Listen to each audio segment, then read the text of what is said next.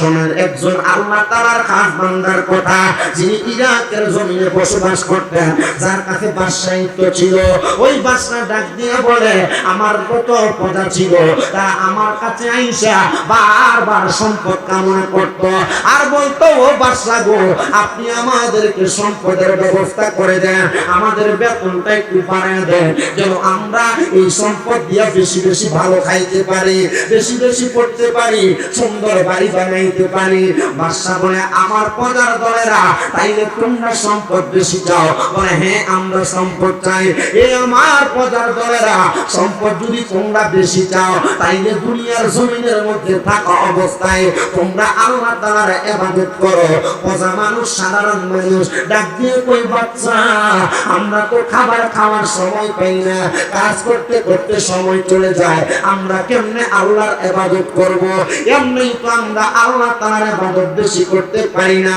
এ আমার প্রজা, না না না, তুমি আমার সামনে আসো, আমি তোমার হাতে 5টা টাকা তুলে দিলাম, আমি তোমার হাতে 5টা দিরহাম তুলে দিলাম।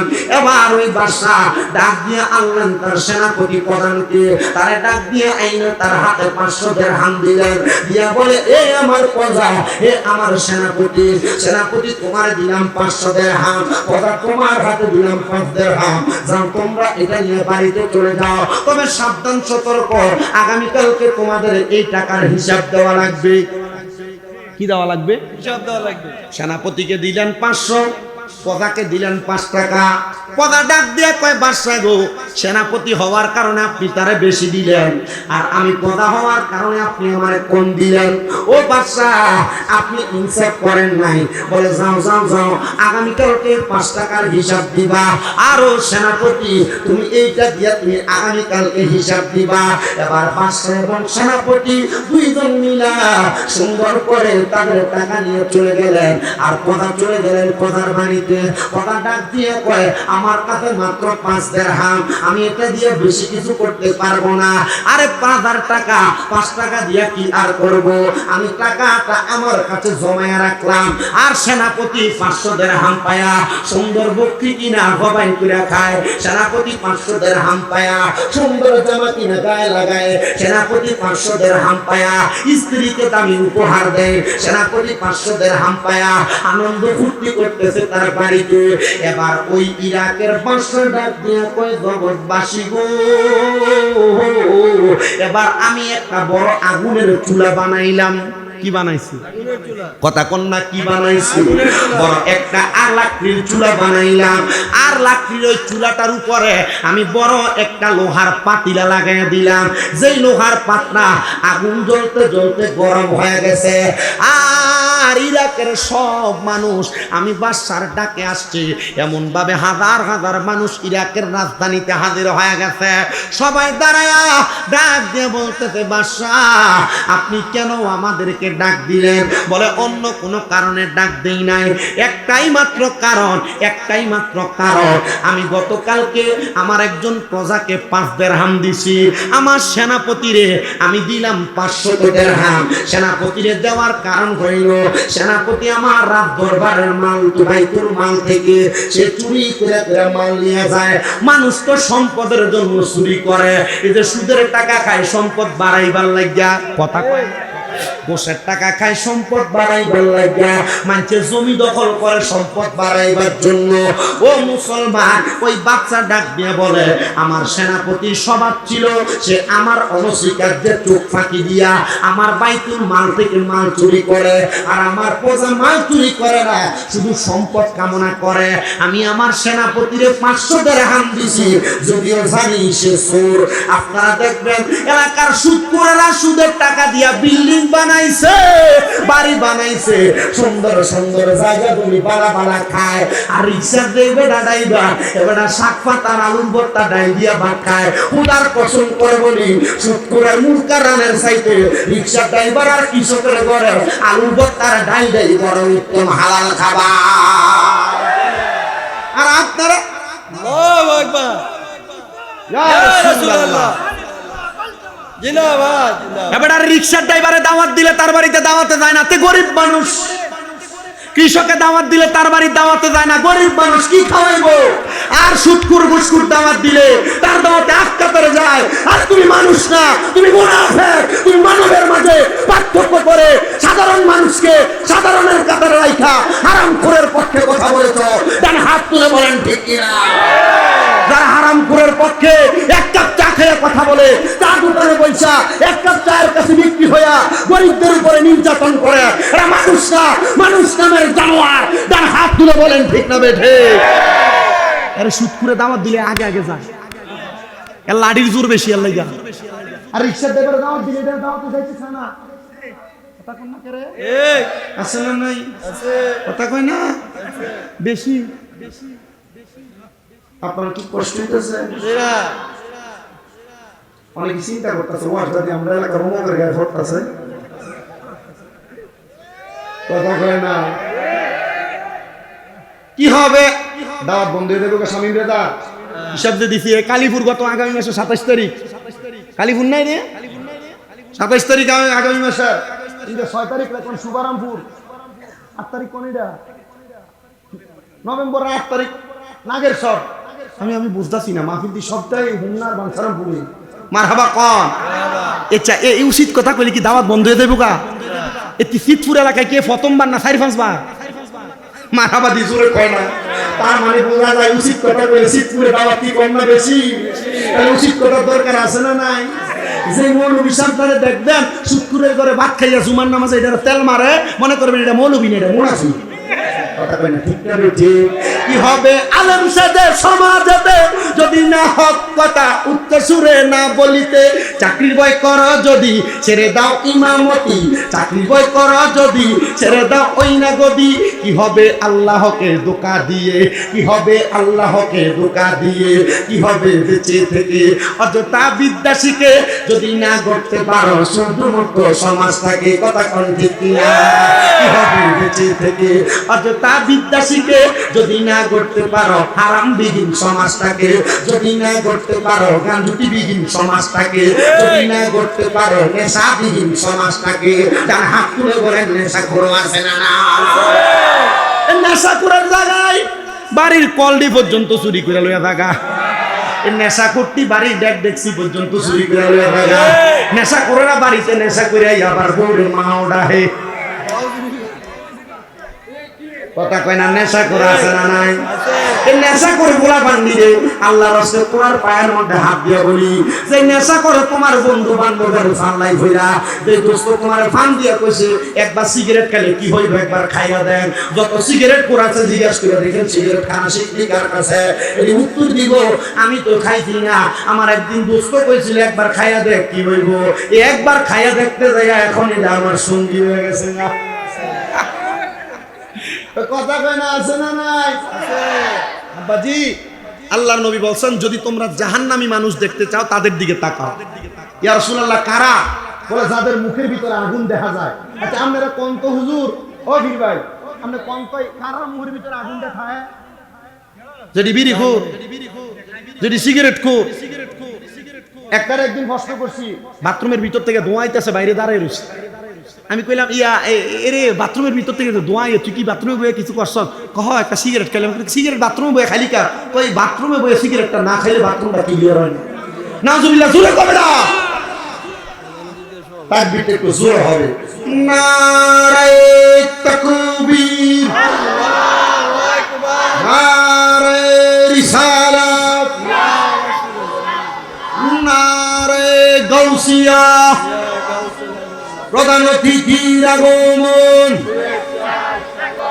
সভাপতি সাহেবের আগমন, জনাব মোহাম্মদ আবু নাসের ওয়াহেদ সম্পদ সাহেবের আগমন, ডাক্তার মোহাম্মদ শহীদুল্লাহ সাহেবের আগমন, অতিথিবৃন্দের আগমন।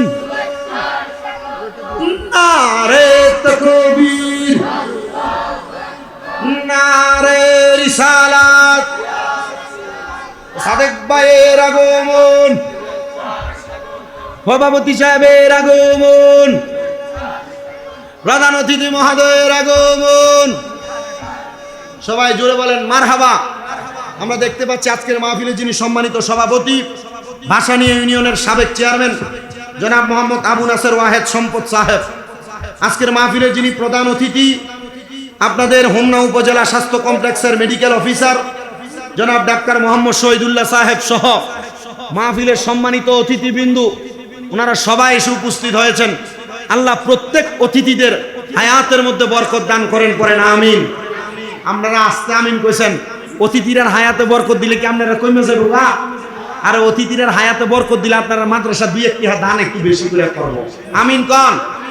আল্লাহ তাআলা আমাদের প্রত্যেকটা অতিথির হায়াতে বরকত দিক, আমিন আরো জোরে কন।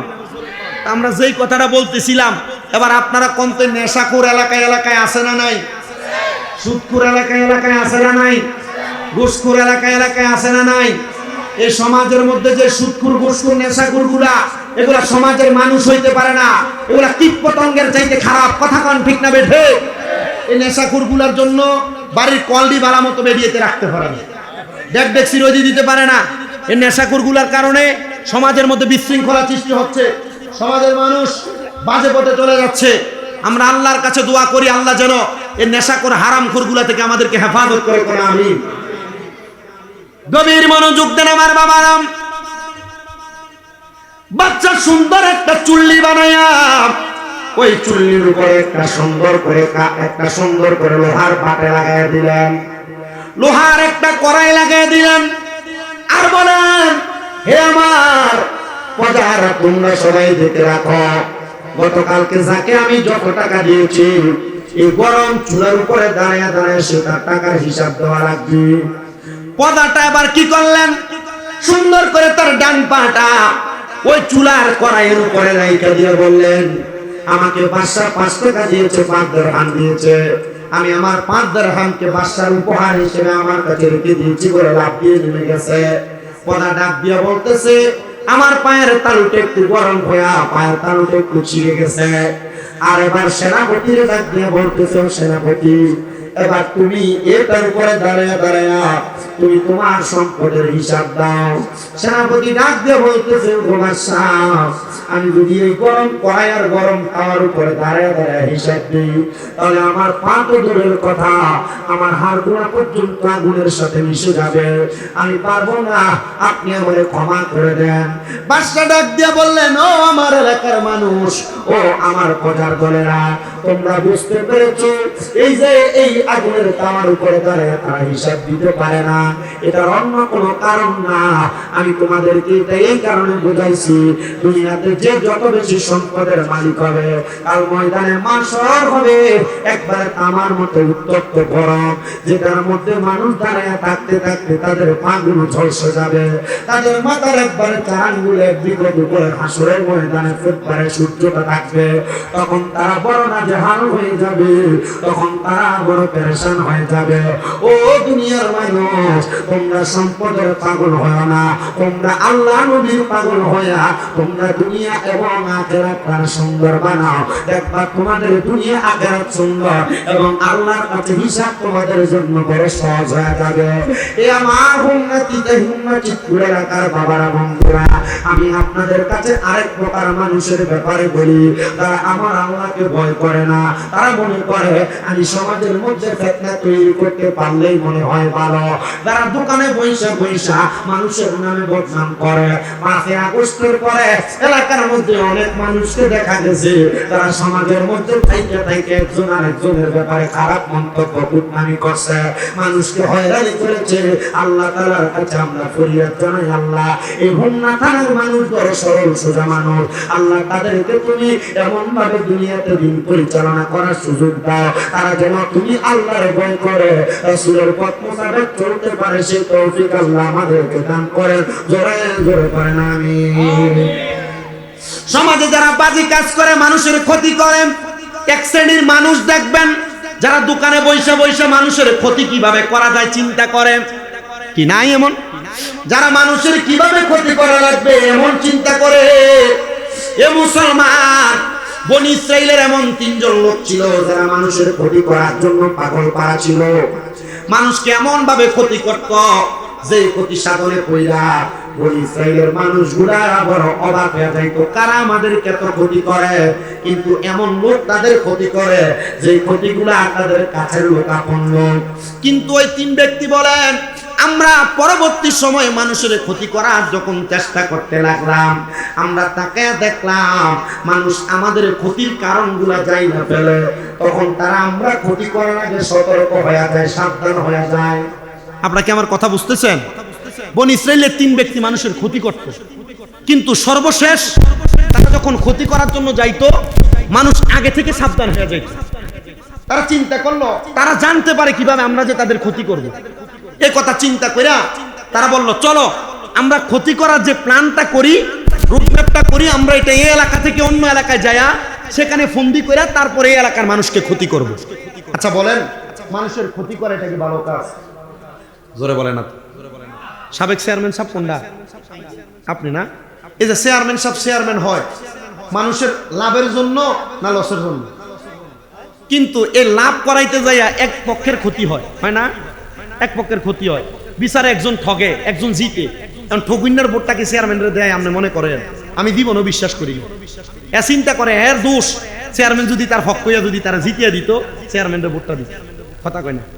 কিন্তু না, চেয়ারম্যান যদি উচিত বিচার না করে, আল্লাহর নবী বলে কাল হাসরের ময়দানে 7 প্রকার ব্যক্তি আমার ছায়া তলে থাকবে, লাওয়ায়ে হামদের পতাকার নিচে থাকবে। এর মধ্যে 1 নাম্বার ইমামুল আদল, যারা ন্যায় বিচার করে। চেয়ারম্যান যদি ন্যায় বিচার না করে আল্লাহর ওই পতাকার নিচে থাকতে পারবো? তো চেয়ারম্যান সাহেবরা এই ন্যায় বিচারটা কইরা দেয়। কিন্তু আমরা সমাজের মানুষ এই ন্যায় বিচারটা পছন্দ করে না। যেটা তলে দিয়ে 100 টাকা আর 1000 টাকা খাইয়া বিচার ভুলিয়ে দেয়, এটার পক্ষে কথা বলে, এরা মুনাফিক, এরা বেঈমান, কথা বলেন না ঠিক হবে। চা খাইয়া বিচার ঘুরানো যাবে? সাবধান, সতর্ক। বনি ইসরাইলের 3 ব্যক্তি কি করলেন? পাহাড়ের গুহার মধ্যে ঢুইকা তারা আবার মানুষের ক্ষতি করার জন্য প্ল্যান করতে লাগলেন, বুদ্ধি করতে লাগলেন। আর আমার আল্লাহ কয়, আমি আল্লাহ তার কুদরতের খেলা কেউ বোঝে না। আল্লাহ কয়, এ 3 বান্দা, তোমরা যত মানুষের ক্ষতি করার জন্য চেষ্টা করলা, আল্লাহ তাআলা কুদরতি ভাবে পাহাড়ের গুহার মুখের ভিতরে 3টা পাথর আইনা ফালাইয়া দিছে। আর 3জন খারাপ মানুষ চিন্তা করে যে তো পাথর আইনা ফালাইয়া দিছে, আমরা মনে হয় এখান থেকে বের হতে পারবো না। 1 দিন 2 দিন করে অনেক দিন পর্যন্ত গুহার মধ্যে আটকে আছে, কিন্তু গুহা থেকে বের হতে পারতেছে না। এবার ওই 3 ব্যক্তি ডাক দিয়ে বলে, আল্লাহ যদি আমাদেরকে না বাঁচায়, এই গুহা থেকে আমাদেরকে আর কেউ বাঁচাইতে পারবে না। আসলে কোন মানুষ, চলো আমরা আল্লাহ তাআলার কাছে আমাদের কোন ভালো কাজের উসিলা দিয়ে দোয়া করি। এবার একজন ডাক দিয়ে বলে, আমার কোনো ভালো কাজ নাই, আমার একটা ভালো কাজ আছে। বলে, কোন ভালো কাজ আছে বলো না। বলে, আমার বাড়িতে একজন ব্যক্তি সারাদিন 1 মাস পর্যন্ত চাকরি করেছে, তার বেতন ছিল 2 কুচি করে চাউল, আর একবেলা তারে আমি খাওয়াইতাম, সে একবেলা খানা খাই না, সে 2 কুচি চাউলগুলো আমার কাছে আমানত রাখছে, জমা রাখছে। আর আমার বলছে, ও আমার মালিক, আপনি আমার এই চাউলগুলো আপনার কাছে আমানত রাখবেন, আমি নিয়ে যাব। 1 মাস কাজ শেষ হওয়ার পর আমার ওই কাজের লোকটা বাড়ি থেকে বিদায় হয়ে গেছে।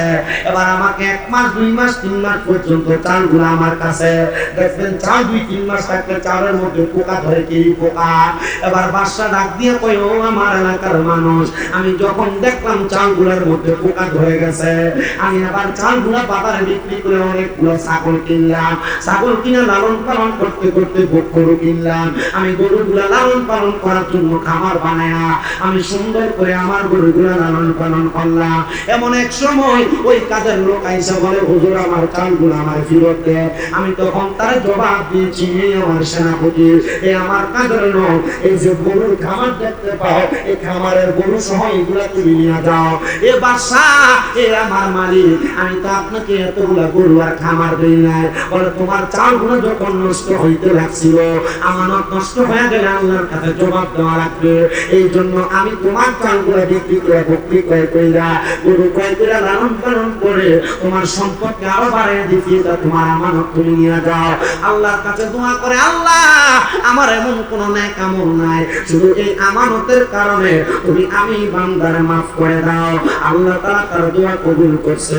বারকাতের উসিলায় গুহার মুখ থেকে 3টা পাথর তাইকা একটা পাথর সরায় নিয়ে গেছে। ডাক দিয়া কই আল্লাহ ও মানিক গো, যেহেতু আপনি এই 3টা পাথর থেকে একটা ভালো কাজের উসিলায় একটা পাথর সরাইছেন, ওরে আমার বন্ধুরা আর 2টা ভালো কাজের উসিলা দিয়া দোয়া করো, দেখবা আমার আল্লাহ দোয়াটা কবুল করবে। আমার আল্লাহ তো দয়ার আল্লাহ, আমার আল্লাহ তো মায়ার আল্লাহ। এমন দয়া করছে, এমন মায়া করছে। আরেকজন ডাক দিয়ে কয় আমার জীবনে আর কোনো ভালো কাম নাই, তাকে সময় নষ্ট করো। মনে রাখবা জিনা করার কারণে তোমার এই লজ্জাস্থানের মধ্যে আমার আল্লাহ তাআলা গরম লোহার রড লাগায় দিবে।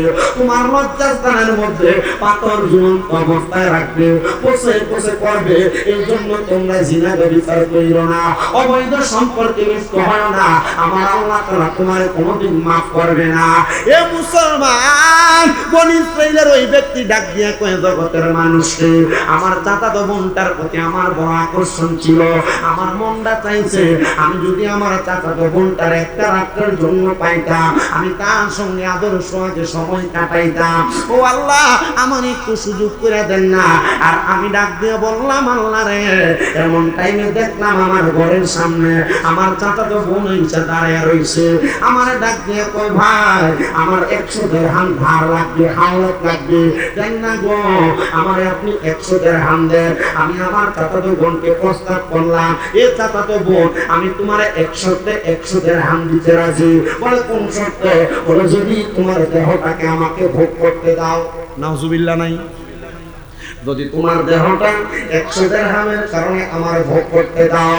চাচাতো বোন ডাক দিয়ে কই ভাইজান আপনি যদি চান ভোগ করতে পারবেন, তবে আপনি এখন আমার 100 দিরহাম দিয়ে আমার বিপদটা সারায় দেন। এবার চাচাতো বোনের কথাটা শুনি না, ভাইজান 100 দিরহাম দিয়ে দিলাম। পরের দিন রাত্রবেলা আমার চাচাতো বোন আমার ঘরে আসছে। আমি তার দইরা আমার খাটের উপর যখন তার সঙ্গে বৈধ মেলামেশা করার জন্য সম্পর্কে লিপ্ত হব, এমন টাইমে আমি তাকে দেখলাম আমার চাচাতো বোনের চোখ দিয়া পানি পড়তেছে। আমি জিজ্ঞাসা করলাম বোন তুমি কেন এমন ভাবে কান্না করো? আমার বোনটা আমার ডাক দিয়ে কয় ভাই আমি কান্না করার অন্য কোনো কারণ না, বাইরে তোমার কাছে আল্লাহর দোহাই দিয়ে বলি তুমি আমার ইজ্জতটারে নষ্ট কইরো না, আমার আল্লাহ তাআলারে ভয় করো। আমি ওই দিন আল্লাহরে ভয় কইরা আমার চাচাতো বোনের ইজ্জতটাকে আমি রক্ষা করে তারে ছেড়ে দিয়েছি। ও আল্লাহ, আমার জীবনে আর কোনো ভালো কাম নাই, এই ভালো কামটার উসিলায় তুমি আমারে মাফ করে দাও। আমার আল্লাহ দোয়া কবুল কইরা বনি ইসরাইলের ওই 3 জন বাদে ব্যক্তির গুহার সামনে থাইকা 2 নাম্বার পাথরটারে সরাইয়া নিয়ে গেছে। এবার 2 জন ডাক দিয়া কই দেখছস নি রে, ভালো কাজের উসিলা দিয়া দোয়া করলে আল্লাহ দোয়া কবুল করে। ও আল্লাহ, আল্লাহ গো। আরেকজন ডাক দিয়া কয় আমার সম্পদ নাই, আমার টাকা পয়সা নাই, আমি আমার বাড়িতে 2টা ওট লালন পালন করতাম। আমি 2টা ওট লালন পালনের মধ্যে একটা মান্দা ওট আর একটা মেঙ্গি ওট। মেয়ে যেই ওটটা, ওই ওটটা থেকে দুধ দহন কইরা আমি আগে আমার আম্মা জানলে দুধটা পান করাইতাম। এরপর আমার ছোট একটা বাচ্চা তারে পান করাইতাম। এরপর আমি আমার স্ত্রী একসাথে দুধ পান করতাম। আমার মারে দুধ পান করানো ছাড়া ওই দুধ আমরা পান করতাম না। একদিন আমার আম্মা জানকে আমি অপেক্ষা করতে বললাম। আমি ওটার মধ্য থেকে দুধ দহন করতে লাগলাম। দুধ দহন কইরা গরম করে আমার মার কাছে আনতে আনতে আমি তাকে দেখলাম আমার মা ঘুমায় গেছে। আমি আমার মারে ঘুমন্ত অবস্থায় দেখা আমি আমার ছোট বাচ্চাটারে দুধ দেই নাই। সারা রাত আমার বাচ্চাটা কান্না করেছে। আমার মা যখন সকালবেলা ঘুম থেকে জাগ্রত হয়েছে, আমি আমার মার দুধটা পান করাইলাম। ডাক দিয়ে বললাম মা গো, এই নেন আপনি দুধ পান করেন। আমার মা দুধ পান করার পরে আমি আমার ছোট বাচ্চাটারে পান করাইছি, আমার স্ত্রীও পান করাইছি। তারপর আমি দুধটা পান করছি। আমি যখন দুধটা পান করছি রে, পান করার সাথে সাথে আমার মা আমার দোয়া করে দিছে আল্লাহ আমার সন্তান যেহেতু আমার দুধ পান করানো ছাড়া তার সন্তানদের মা স্ত্রীর করায় নাই আল্লাহ আমি দোয়া করলাম তুমি আমার সন্তানদের বিপদ থেকে উদ্ধার করো আমার সন্তানদের তুমি দেখে রাখো আল্লাহ আমার অন্য কোনো ভালো কাম নাই আমার একটা ভালো কাম আমি আমার মারে প্রাধান্য দিতাম আমার মারে গুরুত্ব দিতাম আল্লাহ তুমি আমার মা রুচিলে আমার এখান থেকে উদ্ধার করো এই দোয়াটা করতে দেরি পাহাড়ের মুখ থেকে 3 নাম্বার পাথরটা সরে গেছে তারা পাহাড়ের গুহা থেকে বাহির হইয়া আল্লাহর কাছে দোয়া করে আল্লাহ তুমি আমার এই 3টা ভালো কাজের উসিলায় যেহেতু দোয়া কবুল করছো আল্লাহ ফরিয়াদ জানাই তোমার দরবারে আমরা কোনোদিন আর ভাবে কাজ করব না আমরা মানুষের ক্ষতি করব না আমরা মা বাবার খেদমত করে সময় কাটিয়ে দিব